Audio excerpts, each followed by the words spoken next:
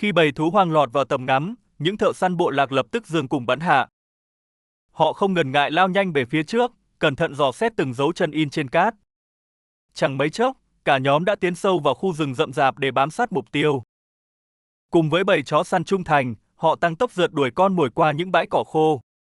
Việc truy dấu đòi hỏi sự tập trung cao độ khi thợ săn lùng sục khắp các bụi rậm. Dù cây cối cản bước, họ vẫn vạch lá tìm đường nhằm không để lỡ bất kỳ manh mối nào.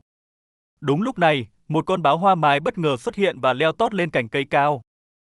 Hóa ra kẻ săn mồi danh ma này vừa mới hạ gục được một con linh dương to lớn. Phát hiện mãnh thú, những chiến binh bộ lạc lập tức chĩa cung tên, sẵn sàng cho một cuộc chiến. Bị đe dọa, con báo đành bỏ lại chiến lợi phẩm rồi tháo chạy thục mạng qua lớp cỏ rậm. Dù cố gắng ẩn nấp dưới tán cây tăm tối, nó vẫn không thể qua mắt được nhóm thợ săn. Thậm chí khi con vật trèo lên cành cao, mũi tên tầm độc đã chuẩn bị sẵn sàng tước đoạt mạng sống. Nhóm thợ săn vội vã ùa lên rượt đuổi theo con ác thú đang mất dần sức lực vì trúng độc. Cuộc truy lùng tạm dừng tại lòng sông Cạn, nơi họ trao đổi nhanh về hướng tẩu thoát của con báo. Cả đội hình lại tiếp tục thận trọng bước qua những bụi cây đầy gai góc của vùng thảo nguyên. Ngay khi phát hiện mục tiêu gục ngã, họ đồng loạt giương cung dứt điểm để kết thúc chuyến săn. Xác con báo hoa mai nhanh chóng được thu hồi, đánh dấu một chiến thắng đầy tự hào của bộ lạc. Hoàn thành nhiệm vụ, những người đàn ông vui vẻ vác theo chiến lợi phẩm quay trở về khu cắm trại. Ở nhà, phụ nữ và trẻ em cũng đang bận rộn dùng gậy mục đào bới các loại củ dại. Thịt thú rừng liền được mang ra xẻ nhỏ, nấu chung với rau củ để chuẩn bị cho bữa tiệc. Mọi người ngồi quây quần bên chảo thức ăn đang sôi sùng sục, cùng nhau san sẻ thành của lao động. Khi màn đêm buông xuống, họ lại đốt lửa nhảy múa và ca hát để tạ ơn mẹ thiên nhiên bao bọc. Bữa ăn ấm cúng ban ngày cũng là lúc người lớn tuổi truyền đạt lại kinh nghiệm sinh tồn cho thế hệ trẻ. Sáng hôm sau, một thợ săn lại nai nịt cung tên, đơn độc rảo bước đi tìm mục tiêu mới. Ở đằng xa, một cuộc ẩu đả đẫm máu vừa nổ ra giữa những con sư tử được tranh giành lãnh thổ. Phát hiện biến căng, nhóm thợ săn cùng bầy chó lập tức trượt xuống vách đất để đuổi theo kẻ thua cuộc. Cảnh tượng hỗn loạn khiến chú khỉ đầu chó đang ăn cỏ cũng phải ngơ ngác ngoái nhìn theo. Đứng trên tảng đá cao, họ đưa mắt quan sát toàn cảnh để xác định chính xác hướng đi của sư tử. Để tránh bị mãnh thú phát hiện, một thợ săn phải khéo léo chui rạp vào những khe đá hẹp. Đàn chim tung cánh bay dợp trời vô tình báo hiệu vị trí khu vực mà bầy thú hoang đang tụ tập. Không bỏ lỡ cơ hội, nhóm người lại hối hả nối đuôi nhau băng qua khu rừng khô cằn tĩnh lặng. Đàn chó săn dẫn đầu đánh hơi vô cùng nhạy bén, kéo theo những bước chân rầm rập chạy trên mặt đất. Cùng lúc đó, một con sư tử cái cũng đang mở tốc độ kinh hoàng rượt đuổi bầy lợn rừng. Trở lại cuộc theo dấu, thợ săn bốc thử nắm đất để kiểm tra độ mới của dấu chân mãnh thú. Sự cẩn trọng là cần thiết vì gần đó có hai con sư tử được trưởng thành đang lững thững đi dạo. Những gã chúa tể thảo nguyên này sẵn sàng lao vào cắn xé nhau quyết liệt nếu cảm thấy bị khiêu khích. Lợi dụng lúc chúng mất cảnh giác, người thanh niên lặng lẽ cầm cung luồn lách qua tán cây rậm. Cả đội hình giữ khoảng cách an toàn, vừa đi vừa chĩa mũi tên về phía trước để phòng ngự bất trắc. Chỉ một tiếng động nhỏ cũng đủ để nhóm người phải dừng bước, cảnh giác cao độ trước mọi bụi rậm. Bỗng một gã sư tử đơn độc băng qua bãi đất trống, lọt thẳng vào tầm quan sát của nhóm thợ săn. Ngay lập tức, mũi tên tầm độc được kéo căng hết cỡ, găm thẳng vào thân hình to lớn của con vật. Sư tử gục ngã, nhóm người hò hét phấn khích trượt qua sườn đồi, chạy ào tới kiểm tra chiến lợi phẩm. Quay lại khu sinh hoạt, họ cùng nhau dùng hai thanh gỗ cọ sát liên tục để nhen nhóm ngọn lửa hồng. Trong lúc chờ thịt chín, những quả dưa hấu rừng mọng nước trở thành món tráng miệng giải khát tuyệt vời. Phụ nữ thì thoăn thoắt gọt khoai tây và làm sạch nội tạng thú để chuẩn bị cho một nồi canh thịnh soạn. Những tàng thịt lớn được xiên qua que gỗ, nướng cháy xém ngay trên ngọn lửa bập bùng đầy hấp dẫn. Cách chế biến dần dã giúp họ giữ lại trọn vẹn hương vị hoang sơ của núi rừng trong từng món ăn. Người đầu bếp cẩn thận khuấy đều chảo thịt đang sôi, đảm bảo mọi nguyên liệu đều chín mềm hoàn hảo. Cà chua và ớt xanh được cắt nhỏ thả vào chảo, tạo nên một bữa ăn đầy đủ màu sắc và dinh dưỡng. Tránh cái nắng gay gắt, cả nhóm lui vào ngồi quây quần dưới mái hiên của một tảng đá khổng lồ. Tại đây, họ tiếp tục xẻ thêm thịt tươi, cẩn thận làm sạch từng phần trước khi đưa lên bếp lửa. Ngoài kia, bầy linh dương đầu bò hoảng loạn chạy thục mạng khi đánh hơi thấy mùi khói từ khu trại. Nồi súp hầm đặc sánh bốc khói nghi ngút dần hoàn thiện, hứa hẹn lấp đầy chiếc bụng đói. Lũ trẻ háo đói say sưa gặm những mẩu thịt vụn, ngoan ngoãn ngồi chờ đợi bữa chính được dọn ra. Bên cạnh đó, vài người phụ nữ tranh thủ tỉ mẩn sâu từng hạt cơm để làm nên những món đồ trang sức. Đàn ông thì hào hứng cắn xé tảng thịt nướng một cách ngon lành, bỏ qua mọi sự cầu kỳ hình thức. Họ tận hưởng món quà của tự nhiên bằng tất cả sự thèm thuồng sau chuyến đi săn tốn nhiều sức lực. Giữa lúc thư giãn, một chàng trai trẻ vẫn chăm chỉ tập luyện tư thế kéo cung để giữ sự nhạy bén. Ngay cả khi màn đêm đen bao phủ, thói quen sinh hoạt và ăn uống của họ vẫn diễn ra rất nhộn nhịp. Dòng sông uốn lượn hiền hòa giữa thảo nguyên rộng lớn đã nuôi dưỡng sự sống cho vùng đất hoang dã này. Bên đống lửa ban ngày, mọi người hào hứng vỗ tay nhảy múa, tận hưởng niềm vui giản dị của cộng đồng. Tuy nhiên, những chiến binh thực thụ lại không cho phép mình nghỉ ngơi quá lâu mà tiếp tục vác cung lên đường. Họ sải bước qua dải đất khô cằn, ánh mắt luôn sắc lẹm đảo quanh để dò tìm những rủi ro rình rập. Chẳng mấy chốc, hình bóng một gã sư tử đực to lớn lại hiên ngang xuất hiện giữa bụi cỏ cao ngập đầu. Thấy vậy, người thợ săn ngậm ngang mũi tên tầm độc vào miệng, sẵn sàng nạp đạn ngay khi có lệnh. Để tăng độ chính xác, anh còn tỉ mẩn gắn thêm những chiếc lông chim mềm mại vào đuôi mũi tên gỗ. Vũ khí sau khi hoàn thiện được kéo căng kiểm tra kỹ lưỡng, đảm bảo sức mạnh tuyệt đối trước khi ra trận. Đứng từ xa, thợ săn tập trung nhắm chuẩn vào vị trí con thú, chờ đợi khoảnh khắc hoàn hảo để bung dây. Xung quanh là những tảng đá chất đầy sọ thú, minh chứng cho sức mạnh săn bắt đáng gờm của cả bộ lạc. Không màng hiểm nguy, cả nhóm lại tràn đầy quyết tâm bước tiếp vào sâu trong khu rừng trụi lá. Áp lực ngày càng tăng khi gã sư tử được bệ vệ quay lưng bỏ đi, dường như đã đánh hơi được sát khí. Ở một hướng khác, bầy sư tử cái tinh danh đang thu mình dưới bãi cỏ để lén lút theo dõi nhóm thợ săn. Đàn chó săn sủa vang, khơi mào cho một cuộc truy đuổi gắt gao xuyên qua những bụi rậm chằng chịt. Đứng từ mép vách đất vươn cao, người thợ săn cẩn thận chĩa mũi tên đập xuống dưới để chốt chặn đường lùi. Còn sư tử được lúc này đánh nép mình vào bụi cỏ, ánh mắt gườm gườm đầy phẫn nộ hướng về phía kẻ thù.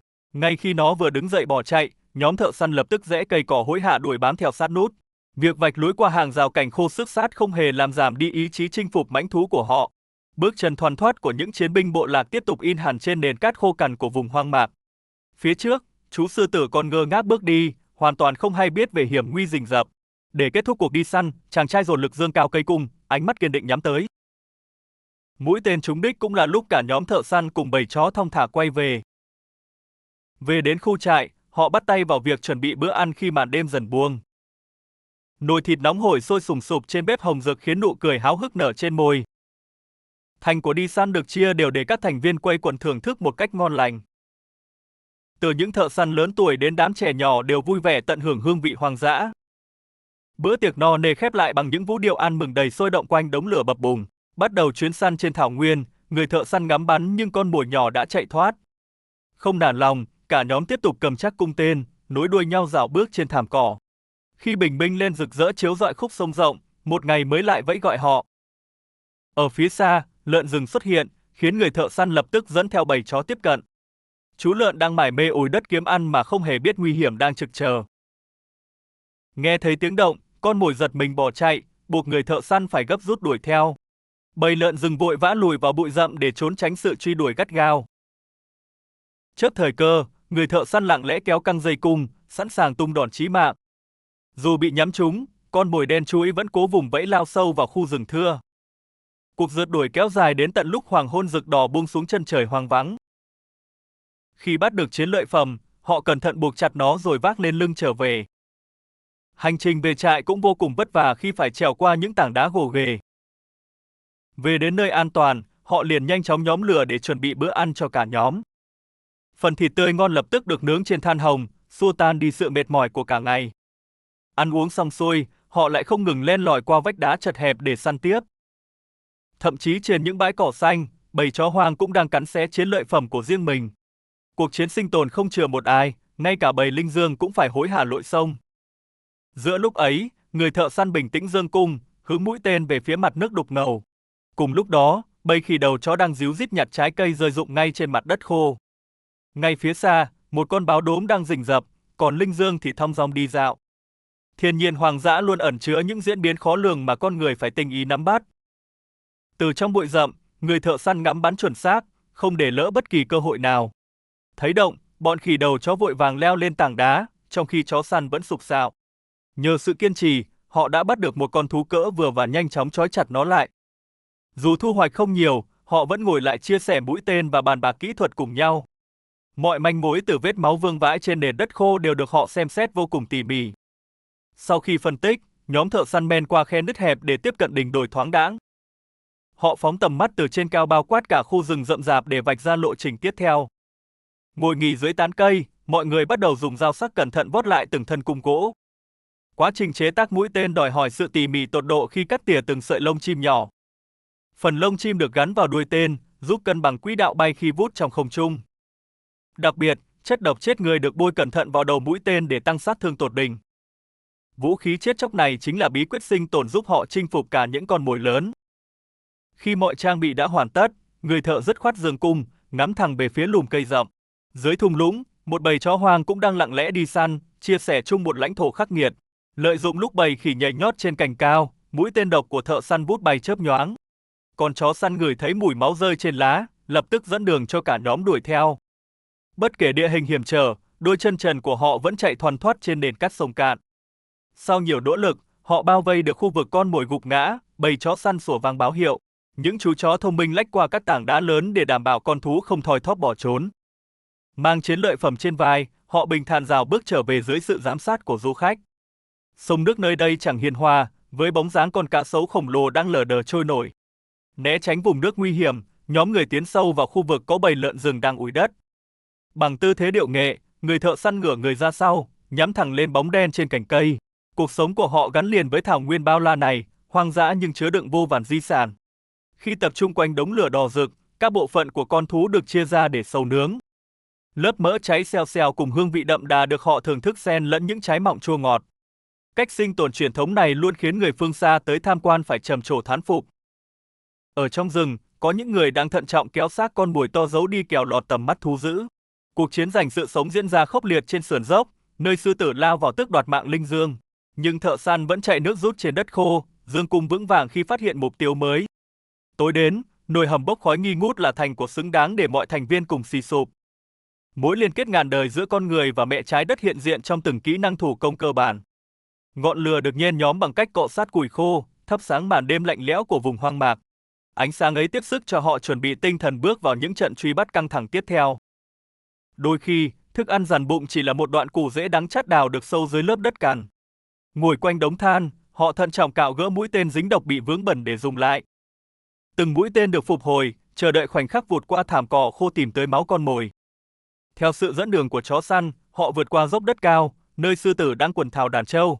Sức mạnh cơ bắp của sư tử tạo ra cú húc ngoạn mục, nhưng người thợ săn vẫn tiếp tục hành trình. Sau khi phát hiện tổ ong hoang, một người táo bạo lấy dao cắt màng sáp đầy mật ngọt ngào. Đám thợ săn trẻ xúm lại thái tàng thịt lớn, lót trên nền lá xanh để chuẩn bị món hầm cay nồng. Chảo thịt được ninh sùng sụp, kết hợp với các loại củ của tạo thành hỗn hợp bổ dưỡng. Những nụ cười tươi rói nở trên môi khi họ được cầm củ nướng nóng hổi nếm thử tại chỗ. Mỗi người đều cắn một miếng sáp hoặc nhón lấy mẩu thịt thơm lừng ngập trong phần nước sốt. Thức ăn được múc đều ra đĩa gỗ, mang tới năng lượng dồi dào sau ngày đi bộ mỏi nhừ. Ai nấy bốc những tổ ấu trùng trắng ngẩn nhai chóp chép, tận hưởng trọn vẹn đặc ân của rừng. Việc chia sẻ đồ ăn không mâm bát phô trương càng thắt chặt tình cảm cộng đồng của tộc người. Dù là phụ nữ hay thợ săn dạn dày, tất cả đều no nê thỏa mãn bên chảo thức ăn chung. Ngoài kia, cuộc đào thải tự nhiên vẫn tiếp diễn khi báo đốm đang tăng tốc vồ lấy linh dương non. Phát hiện bầy ngựa vằn, nhóm người rón rén lùi về sau, ra hiệu cho nhau tiếp cận mục tiêu. Mũi tên được phóng ra tẻ nhạt, làm đàn ngựa vằn hoảng loạn dậm chân chạy tung mù mịt cả bãi. Không bỏ cuộc, họ trở lại củng cố tinh thần dưới ánh lửa bập bùng giữa màn đêm u ám. Họ cặm cụi chút gỗ, tu bổ lại dàn tên để chuẩn bị cho một đợt tấn công hiểm hóc hơn. Sáng hôm sau, cỏ rậm bị xới tung, bầy ngựa vằn cẩn trọng gặm cỏ mà không hề hay biết. Còn báo đốm ngụy trang khéo léo bỗng trồm lên, dùng nanh bút quật ngã con linh dương tội nghiệp. Chứng kiến cảnh tượng, nhóm thợ săn lần theo những vệt cát bị bới tung để tìm hướng đi của thú. Núp sau lùm cây, họ tập trung cao độ, dùng tay chỉ về phía bầy ngựa vằn đang đứng tập trung. Những con ngựa vằn thong dong gặm cỏ, vô tình trở thành mục tiêu trong tầm ngắm của kẻ săn mồi. Người thợ săn tức tốc lao đi trên bờ đất dốc, thu hẹp khoảng cách để kết thúc chuỗi ngày săn. Mở đầu câu chuyện, bầy ngựa vằn và hươu cao cổ đang thảnh thơi uống nước giữa xề vân hoang dã. Nhưng sự bình yên bị phá vỡ khi cả đàn hốt hoảng lao thẳng qua dòng nước đục ngầu. Nguyên nhân là do nhóm thợ săn bộ lạc đang thoăn thoắt luồn lách qua bụi rậm để truy đuổi. Họ cẩn thận giương cung, nhắm thật chuẩn xác vào một con mồi vừa đi lạc khỏi đội hình. Trúng mũi tên tầm độc, con vật tội nghiệp vùng bỏ chạy trối chết trong cuộn bụi mù mịt. Không hề vội vã, những người thợ săn kiên nhẫn vạch lá rừng để lần theo hướng thú chạy. Cùng với bầy chó săn tinh khôn, họ rảo bước tăng tốc trên con đường đất dẫn vào rừng sâu. Bất ngờ phát hiện dấu vết lạ, một người cúi xuống quan sát kỹ những vết trần in trên cát. Nhận ra có hiểm nguy rình rập, cả nhóm lập tức hạ thấp trọng tâm và đề cao cảnh giác. Hóa ra một con báo đốm đang nấp sau lùm cây cũng đang dò xét những vị khách không mời. Để tránh rủi ro, nhóm người khéo léo luồn lách qua các bụi rậm nhằm nhanh chóng rút lui an toàn. Còn thú săn mồi lững thững bước ra giữa đồng cỏ hoang, ánh mắt vẫn hướng về phía thợ săn. Dù đã lùi lại, họ vẫn giương sẵn cung tên nhắm xuống bờ vực để sẵn sàng tự vệ. Biết khó lòng đắc thủ, con báo đốm đành bỏ cuộc và quay lưng biến mất vào trong lớp cỏ. Khi mối đe dọa qua đi, những người thợ săn mới an tâm tiếp tục cuộc hành trình dang dở. Tạm dừng chân, một thanh niên tranh thủ dùng cành cây dẻo dai để uốn lại chiếc cung của mình.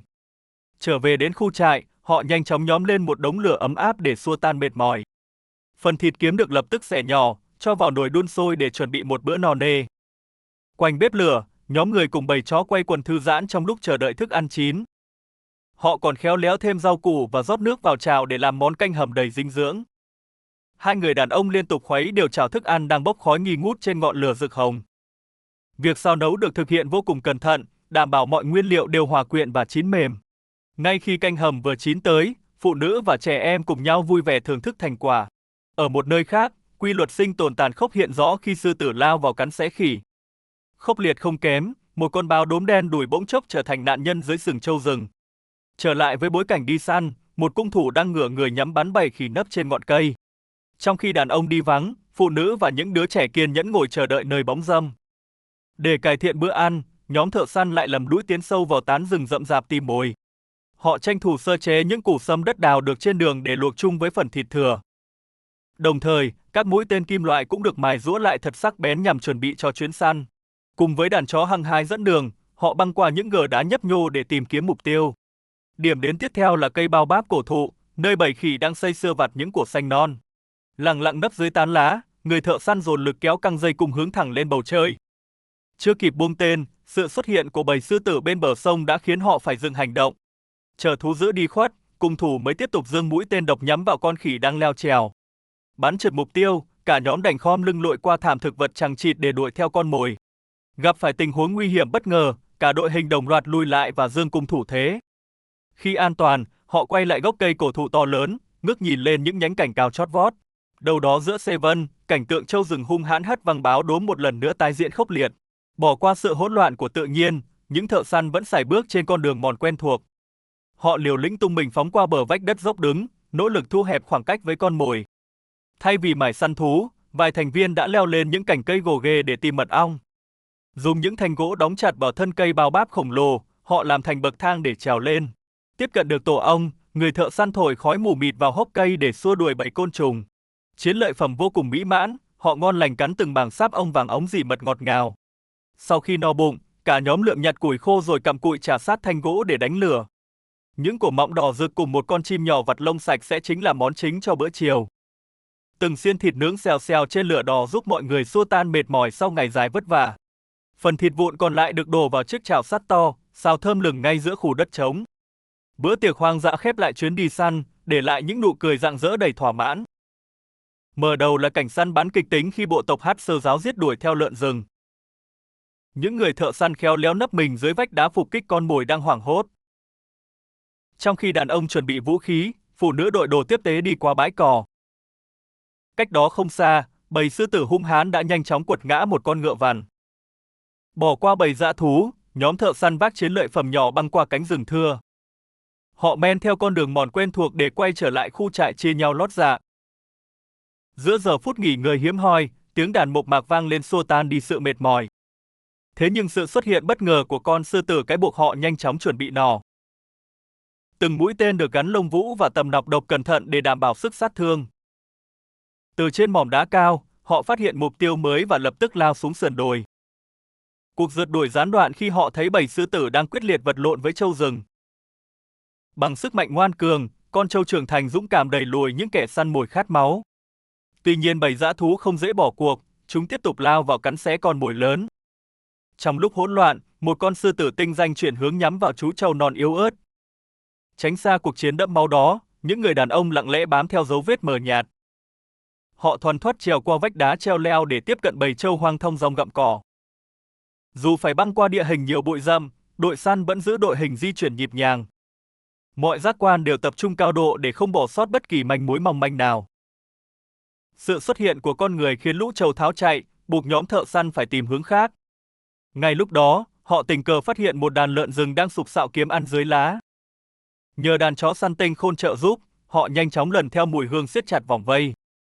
Lũ lợn giật mình tẩu thoát, trong khi thợ săn nấp sẵn dưới hốc đá kiên nhẫn chờ thời cơ.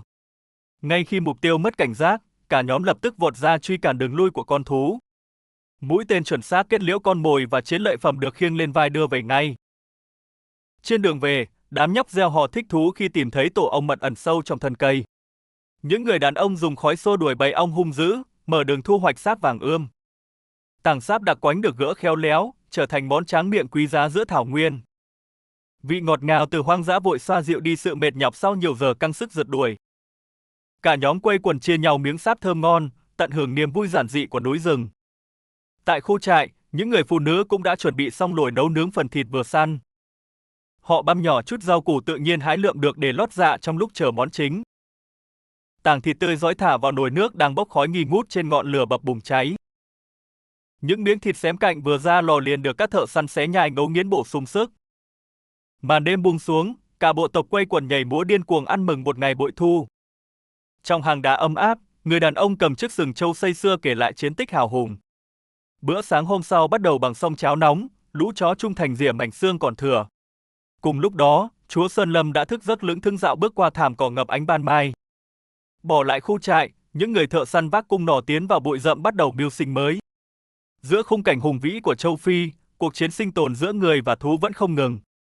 Việc hái lượng chùm cỏ dại đem lại nguồn vitamin quý giá chống chọi cái nóng vô cùng gay gắt. Họ tiếp tục len lỏi vào rừng sâu, đôi mắt sắc lẹm liên tục quét qua những vệt sỏi càn. Mọi người giữ tinh thần thép và sự im lặng tuyệt đối bởi sư tử đang lảng vảng ngay gần. Bình minh rực rỡ ló dạng, bầy sếu vút bay báo hiệu một chuyến đi săn vô cùng cam go. Dưới gốc cây khô, vài người vừa nhai miếng thịt lót dạ vừa chốt lại mũi tên cho thật nhọn. Thịt thú được xẻ mỏng để bảo quản, trong khi lồng vũ khéo léo buộc vào tăng độ bay chuẩn. Động tác cuốn dây dứt khoát chứng tỏ kinh nghiệm chế tác vũ khí thủ công rất điều luyện. Vừa rình thấy con mồi, nhóm cung thủ đồng loạt vút tia tên độc xé gió bay vút lao đi.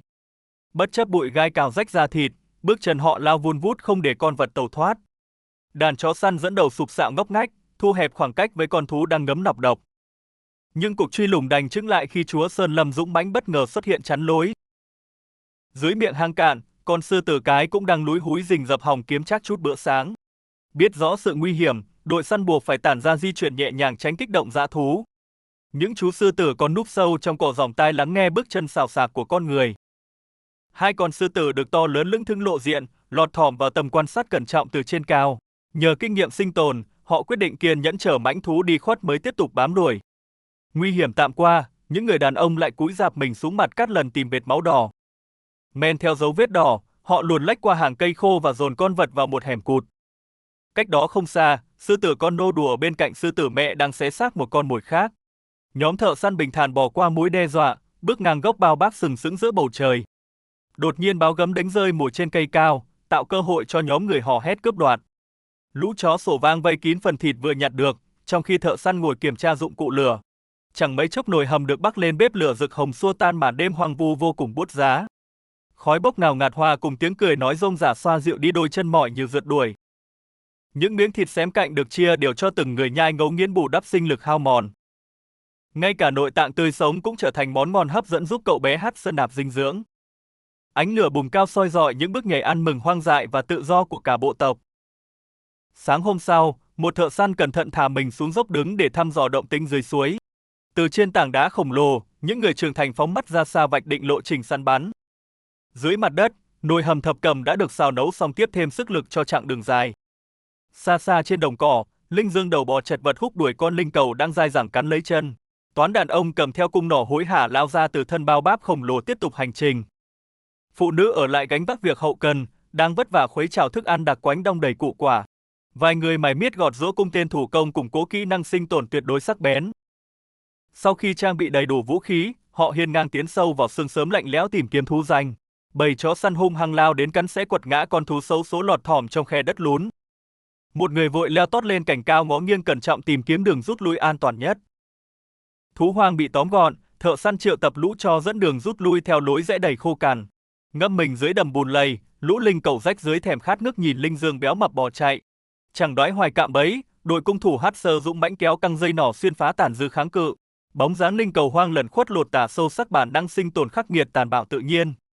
Nhóm thợ săn can trường khẩn trương băng qua những tán cây rậm rạp truy tìm dấu vết. Bầy chó dũng mãnh cũng được huy động để đánh hơi con mồi đang lẩn khuất phía trước. Cả đội nối đuôi nhau băng qua trảng cỏ khô cằn dưới bóng cây bao bác khổng lồ. Họ không ngại vạch lối giữa những bụi rậm đầy gai góc để duy trì cuộc bám đuổi. Phía xa xa, một con báo gấm hung tợn đang ung dung rảo bước trên thảm cỏ óa. Chẳng mấy chốc nó đã tóm gọn linh dương xấu số và chuẩn bị tận hưởng bữa ăn. Phát hiện mục tiêu, những người đàn ông lập tức giương cung và bứt tốc lao tới vây bắt. Từng bước chân dồn dập vang lên khi họ cố gắng thu hẹp khoảng cách với kẻ săn mồi. Nhận thấy sự truy đuổi gắt gao, con báo đành tạm nấp vào một gốc cây đổ ngổn ngang. Nhưng rồi nó nhanh trí leo tót lên cành cao nhằm thoát khỏi tầm ngắm của con người. Mặc kệ địa hình hiểm trở, đội thợ săn vẫn kiên trì bám sát theo sự chỉ dẫn. Họ cẩn trọng bạch từng nhành cây khô để tìm kiếm dấu vết mà mãnh thú bỏ lại. Sau bao nỗ lực không mệt mỏi, cả nhóm đành ngậm ngùi bước tiếp khi mục tiêu biến mất. Tinh thần thép giúp họ nhanh chóng lấy lại sức mạnh để dọn đường cho hành trình tiếp theo. Cuối cùng chiến lợi phẩm đốm tuyệt đẹp cũng lọt vào tay họ sau chuỗi ngày giằng co khốc liệt. Cùng lúc đó ở quê nhà, những người phụ nữ cũng thong thả bắt đầu công việc hái lượm. Họ miệt mài đào xới lớp đất khô cằn để tìm kiếm nguồn rễ cây quý giá cho gia đình. Thịt tươi mang về lập tức được thái nhỏ và nấu chín trong chiếc chảo bốc khói nghi ngút. Những người đàn ông quây quần bên nhau thưởng thức thành của lao động với niềm hân hoan tột độ. Khi mà đêm buông xuống, ánh lửa hồng lại bập bùng thắp sáng sự gắn kết của cả bộ tộc. Bình minh vẫy gọi, những bước chân trần lại kiêu hãnh in hẳn trên bãi cát mịn màng phơi nắng. Bất chợt họ phát hiện một con sư tử hung hãn đang cấu xé mồi ngay dưới chân vách đất. Ngay sát đó, bóng dáng chó rừng vụt qua kích thích bầy chó săn chu lên và lao tới. Giữa khung cảnh hỗn loạn, bầy linh cầu cũng liều lĩnh xông vào tranh giành thức ăn với chúa tể. Tạm quên đi hiểm nguy, lũ trẻ trong làng vẫn say sưa rèn luyện sự khéo léo qua trò chơi. Cuộc sống bình dị tiếp diễn khi nhóm phụ nữ cần mẫn vác củi khô chuẩn bị cho bữa tối. Từng lớp đất đá được cẩn thận cào lên phơi bày sự nhọc nhằn của công cuộc mưu sinh. Cậu bé nhỏ tuổi cũng đang hăng say tập tành dương cung để trở thành thợ săn thực thụ. Ở khúc suối vắng vẻ, con sói xám khôn ngoan nhanh chóng tóm gọn cá tươi để lót dạ. Người thợ săn dày dặn kinh nghiệm cẩn trọng quan sát động tĩnh xung quanh khu vực cằn cỗi. Rời khỏi tràng cát, nhóm thanh niên quyết định dấn sâu vào thảm thực vật xanh mướt tìm vận may. Ánh mắt tinh tường của họ nhanh chóng khóa chặt vào một sinh vật đang ẩn náu trên cành cao. Không chần chừ, một người nhẹ nhàng uốn cong cánh cung và nhắm chuẩn xác vào mục tiêu phía trên. Mũi tên chết chóc xé toạc tầng lá xanh dứt khoát định đoạt số phận của sinh vật nhỏ bé. Con thú hoang nhanh chóng bị tóm gọn mang lại nụ cười mãn nguyện cho hai chàng trai trẻ. Trong khi đó, con chó rừng danh mãnh lại lén lút dò xét vùng cỏ tranh tìm kiếm thức ăn. Dưới chân vách đất nứt nẻ, bóng dáng người thợ săn vẫn đang lao đi thoăn thoắt không ngừng nghỉ. Họ phối hợp nhịp nhàng băng qua lớp cây bụi thưa thớt để kịp thời chặn đường rút lui. Một cú dương cung quyết đoán lập tức được bung ra nhằm hạ gục con vật đang trốn chạy. Nắm chắc phần thắng, cả nhóm đồng loạt bứt tốc lao lên phía trước để thu thập chiến lợi phẩm. Bức tranh tĩnh lặng bị phá vỡ khi bầy linh dương hốt hoảng tháo chạy dọc theo bờ nước trong. Khung cảnh hỗn chiến tàn khốc nổ ra khi sư tử và linh cầu tranh giành xác mồi đẫm máu. Đội thợ săn khôn khéo luồn lách qua những bụi cây để tránh làm bầy thú dữ tức giận. Thoát khỏi vùng nguy hiểm, họ vội vã leo lên dốc đá gồ ghề để trở về nơi an toàn. Bước chân của họ càng lúc càng dồn dập hơn khi dáng chiều đỏ rực đang dần khuất bóng. Ánh mắt nhắm nghiền của chúa Sơn Lâm khép lại chuỗi ngày tranh đoạt khốc liệt trên thảo nguyên. Buổi tối bình yên ùa về khi cả gia đình cùng nhau quây quần bên bếp lửa hồng ấm áp. Cơn đói cồn cào khiến mọi người thi nhau ngấu nghiến từng tảng thịt săn được bằng niềm vui trọn vẹn.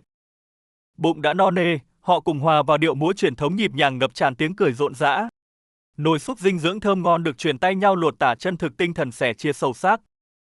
Món thịt hầm hòa quyện cùng rễ cây tươi rói tiếp tục được đun sôi sùng sục trên bếp lửa đỏ. Những người phụ nữ và trẻ em say sưa vét cạn phần ăn quý giá để bổ sung năng lượng. Khoảnh khắc sẻ chia mộc mạc ấy gắn kết chặt chẽ mọi thành viên bộ tộc suốt bao thế hệ. Đột nhiên mạch chuyện rẽ hướng sang cảnh báo đen hung hãn đang vật lộn cùng chăn nước khổng lồ. Không để phí thời gian, đội thợ săn khẩn trương mang theo cung tên băng qua đồi cát rực nắng. Lướt qua bóng cây nơi chăn khổng lồ cuốn mình, họ quả quyết tiến sâu vào khu rừng thăm thẳm. Một ngày dài nhọc mở đầu câu chuyện, những thợ săn Hatsa bắt đầu tiến sâu vào vùng xê vân hoang dã. Họ mang theo cung tên truyền thống, cẩn thận sục sạo từng bụi rậm để tìm dấu vết. Dưới bóng hoàng hôn rực rỡ, người thợ săn khẽ phát hiện ra tiếng động rì rào trên cành cây cao. Để chuẩn bị cho chuyến săn, cậu thiếu niên tỉ mỉ gắn từng chiếc lông vũ vào mũi tên. Ngay khi đánh hơi thấy mồi ngon, cả nhóm lập tức tăng tốc chạy xuyên qua đám cỏ bụi hoang dại. Phản xạ cực kỳ chớp nhoáng, họ giương cung nhắm chuẩn xác vào mục tiêu đang lẩn trốn trong lùm cây. Nằm cuộn mình giữa lớp lá rụng khô cằn, một con chăn khổng lồ bất ngờ lọt vào tầm ngắm. Rất nhanh chóng, sinh vật to lớn này đã bị thu phục và trở thành chiến lợi phẩm đáng gờm. Tiếp tục hành trình, những người đàn ông lại cùng bầy chó săn dạo bước trên con đường đất đỏ. Nơi mũi tên cắm xuống cát chính là dấu vết mới nhất mà con thú vừa vội vã bỏ lại. Nhận được tín hiệu, họ đồng loạt lao đi như gió để không đánh mất cơ hội hiếm hoi này. Kết quả là một chú mèo rừng đã bị hạ gục gọn gàng bởi kỹ năng điêu luyện của họ. Trở về góc nghỉ ngơi quen thuộc, cả nhóm ngồi quây quần hút tàu thuốc và bàn tính kế hoạch. Chẳng bao lâu sau, một người đàn ông dẻo dai trèo thoăn thoắt lên thân cây bầu bắp khổng lồ. Từ bọng cây, anh lấy ra vỏ bầu đầy ắp sáp ong vàng ươm còn vương vài chú ong nhỏ. Cả nhóm thích thú bẻ từng tảng mật ngọt lịm ra chia nhau thưởng thức ngay giữa không gian rừng xanh. Để tạo ngọn lửa nấu nướng, người thợ săn dùng thanh gỗ chà sát thật mạnh xuống thân cây khô. Khi ngọn lửa bùng lên, họ nướng những khối thịt tươi rói trực tiếp trên ngọn khói mờ ảo. Trên chiếc chảo lớn kê giữa bãi, nội tạng và thịt sắt vụn đang được xào chín cùng cà chua rừng. Hương vị tự nhiên của món ăn hoang dã khiến ai nấy đều húc trọn một cách đầy say mê. Ngay từ lúc còn nhỏ, các cậu bé hát sư đã tự mang cung tên đi theo học hỏi kỹ năng. Bọn trẻ vô cùng tự hào khi tự tay đánh gục được con thú nhỏ để mang về đóng góp. Ở một hướng khác, nhóm đàn ông trưởng thành đang hân hoan khiêng theo một chiến lợi phẩm rất to lớn. Màng thịt thú nặng trĩu được khiêng vác băng qua những lùm cây bụi mọc tùm quanh lối mòn. Thỉnh thoảng, lối sống nguyên thủy vẫn giao thoa cùng thế giới bên ngoài qua chiếc ô tô chạy ngang đường. Tuy nhiên, người hát sơ luôn giữ nụ cười thân thiện và vô tư chia sẻ nhịp sống mộc mạc này. Vượt qua sườn dốc cằn cỗi, họ tiến đến một vũng nước bùn tù đọng để giải tỏa cơn khát. Nhận thấy động tĩnh trên vòm lá, hàng loạt chiếc cung dài lập tức được giương lên ngắm bắn lên cao. Ở sâu trong thảo nguyên xa xôi, một trận chiến sinh tồn tàn khốc giữa bầy sư tử đang diễn ra. Lường trước nguy cơ rình rập, thợ săn dồn lực căng dây cung hết cỡ chuẩn bị giáp mặt mãnh thú. Sau cùng, con sư tử già cuối gục ngã nghỉ ngơi giữa lùm cây bụi vì kiệt sức sau trận chiến. Đoàn người tiếp tục lùa bầy chó băng qua bãi đất trống, trên tay cầm theo chiến lợi phẩm săn được. Nhờ khứu giác nhạy bén của lũ chó, họ phát hiện một hang động nhỏ ẩn sâu dưới phiến đá tảng. Nhanh chóng, mũi tên nhọn được chĩa thẳng vào khoảng tối trong hang sâu nhằm tóm gọn con mồi đang trốn. Khi bầy chim hốt hoảng bay dợp trời, họ đoán ngay có thú ăn thịt đang săn mồi ở gần đó. Quả nhiên, một con sư tử cái đang phóng đi với tốc độ kinh hoàng để săn đuổi linh dương. Mặc kệ sự đáng sợ ấy, nhóm thợ săn vẫn bình tĩnh theo sát dấu chân in hẳn trên mặt đất. Xa xa ngoài bãi cỏ bao la, lợn rừng nhỏ đang liều mạng chạy trốn khỏi vuốt sắc của sư tử cái. Ở góc khác, con sư tử được bệ vệ đang nhai ngấu nghiến phần mồi ngon đẫm máu vừa giành được. Tiếng gầm vang dội của chúa tể thảo nguyên gầm gừ vang lên nhằm khẳng định uy quyền tuyệt đối. Tránh vương rắc rối sinh tử, đoàn thợ săn lặng lẽ nối đuôi rời xa khỏi lãnh thổ vùng thú dữ. Họ miệt mài rào bước qua vùng đất hoang, nơi chỉ lác đác vài bóng cây bụi mọc lên khô cằn. Nhịp sống du mục cứ thế tiếp diễn quanh gốc bầu bắp cổ thụ cùng bầy chó săn vô cùng trung thành. Tiếng chó sủa vang cất lên, nhóm thợ săn lập tức cầm cung tên tức tốc chạy đuổi theo mục tiêu. Cánh cung căng chặt, đợi lúc con vật mất cảnh giác là mũi tên sắc bén sẽ vút đi đoạt mạng. Mặc ánh nhìn đe dọa từ sư tử, các chàng trai vẫn dũng cảm trượt xuống vách đất đỏ để tiến tới. Dừng chân nghỉ ngơi, thợ săn lại dùng que gỗ ma sát tạo lửa để nhóm bếp nấu đồ ăn. Lát dưa hấu mọng nước nhặt dọc đường trở thành món giải khát xoa dịu cái nắng thiêu đốt cổ họng. Lấy sức xong, họ lôi chiến lợi phẩm ra xẻ nhỏ và cắm vào que gỗ nướng ngay cạnh bếp lửa. Những tảng thịt nướng xèo xèo phả mùi thơm hấp dẫn kích thích chiếc bụng đói cồn cào của thợ săn. Bữa tiệc đơn sơ giữa thiên nhiên cứ thế diễn ra ngon lành khi mọi người nhai rôm rốp không ngừng. Phần lòng thú thái vụn được trút vào chảo sắt lớn rồi đảo xèo xèo cùng cà chua hái từ rừng. Khối xương sụn lớn được bỏ vào nồi sùng sục hầm thật lâu nhằm chắt ra thứ nước dùng ngọt lịm. Dưới vòm đá khổng lồ che mát, cả nhóm quây quần háo hức chờ đợi món thịt hầm bổ dưỡng sắp chín. Mưa rừng tưới đẫm tán lá xanh, phần nào xoa dịu sự oi bức quanh bãi cắm trại dưới gốc bầu bắp. Gần mỏm đá đằng xa, vài con khỉ đầu chó bồn chồn đuổi bắt nhau chờ đợi lượm lặt thức ăn thừa. Chảo thức ăn bốc khói ngùn ngụt đã sẵn sàng để xoa dịu chiếc dạ dày đói meo của người đi săn. Nhóm phụ nữ chăm chú bốc các loại hạt dại chia cho bọn trẻ đang háu đói chờ trực xung quanh. Những người đàn ông vui vẻ nhâm nhi tảng xương bám đầy thịt nướng để lấy lại sinh khí tàn tạ. Mảng xương đầy cho bụi nướng xem cũng bị xé ăn ngấu nghiến chẳng chút ngần ngại lề thói. Cặn xúc mỡ màng dính trong cổ bầu khô được anh thợ săn bốc ăn sạch sẽ đầy thỏa mãn. Giữa sông sâu cuộn sóng, bầy linh dương đang liều mạng bơi qua để tiếp tục hành trình di cư. Bất ngờ cá sấu ngoạm chặt con mồi, khiến bầy linh dương hoảng loạn đạp lên nhau tháo chạy lên bờ. Nhóm cung thủ đồng loạt giương cung nhắm thẳng lên nhành cây đang rụng rinh để hạ gục lũ khỉ lẩn trốn. Khung cảnh thảo nguyên hiện lên bình yên với vài chú linh dương thong dong gặm cỏ giữa dải lụa xanh. Nhịp sống hoang dã bỗng tăng vọt khi loài báo gấm lao vút đi xe gió rượt đuổi mục tiêu đằng trước. Trước buổi săn mới, nhóm thanh niên ngồi tỉ mỉ uốn cong thanh gỗ thành chiếc cung săn dẻo dai. Cùng đàn chó nhấp nhổm bao quanh, nhóm thợ săn hào hứng reo hò tiến sâu vào khu rừng xanh thẳm. Thắng lợi mỹ mãn giúp họ hào hứng khiêng xác linh dương to lớn luồn lách qua đám cây bụi tùm. Cầm nhánh cỏ đẫm máu đỏ tươi trên tay, họ tự tin rằng mục tiêu trúng độc sẽ khó lòng chạy thoát. Cả nhóm lập tức lùa bầy chó len lỏi qua các bụi rậm để truy đuổi triệt để mục tiêu hoảng loạn. Qua việc xem xét nhúm phân thú nhặt được, họ xác định được khoảng cách tẩu thoát của mục tiêu dính độc. Tì chân vững vàng, người thợ săn giương căng dây cung để tung đòn quyết định hạ gục con vật lẩn trốn. Từng nhánh cây thẳng được chuốt vỏ láng mịn để phần thân tên xé gió không bị chệch hướng bay. Phần đuôi lông vũ được gắn khéo léo, giúp thân mũi tên duy trì sự thăng bằng lướt gió trúng đích.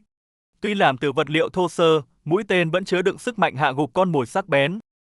Đầu mũi tên kim loại được hơ trên đống than củi, sau đó phủ sáp độc nhằm tạo đòn chí mạng. Hoàn tất vũ khí đi săn, cậu thiếu niên hào hứng xách cung dạo bước qua khu đất hoang vắng. Cú đập tay thân thiết với vị khách nước ngoài khắc họa nụ cười rạng rỡ mộc mạc của thợ săn. Và thế là, lối sống săn bắt nguyên thủy của họ vẫn bền bỉ trường tồn cùng thiên nhiên hoang dã. Mở đầu ngày săn, mục tiêu lọt vào tầm ngắm của họ là bầy khỉ đu trên cành cao. Băng qua sườn đồi khô cằn, nhóm thợ săn nhanh chóng phát hiện ra sự xáo trộn trong lùm cây. Họ chạy dọc lòng suối cạn và đồng loạt giương cung tung ra những mũi tên chí mạng. Chỉ trong chốc lát, một con khỉ đầu chó to lớn đã gục ngã dưới mặt đất trước đàn chó. Men theo mồm đã hiểm trở, vị khách ngoại quốc theo sát để ghi lại kỹ năng sinh tồn này. Rất nhanh chóng, cậu thiếu niên thoăn thoắt leo lên cây cổ thụ để kéo chiến lợi phẩm xuống an toàn. Thế nhưng, đầm lầy phía trước lại là lãnh địa rình rập của loài cá sấu khổng lồ khát máu. Người thợ săn điềm tĩnh phán đoán vị trí và tung mũi tên xé gió thẳng xuống mặt nước. Bị trúng đòn bất ngờ, con quái thú quẫy đạp dữ dội làm dòng nước đục ngầu cuộn lên sóng. Trở về góc trú ẩn quen thuộc, ngọn lửa nhanh chóng được nhóm lên để xua tan không khí hoang mạc. Dù sống vất vả, từng mẩu thịt quý giá luôn được ưu tiên chia sẻ cho phụ nữ và trẻ nhỏ. Khác với đô thị hối hả, những thổ dân nơi đây vẫn luôn giữ thói quen nướng thịt nguyên thủy.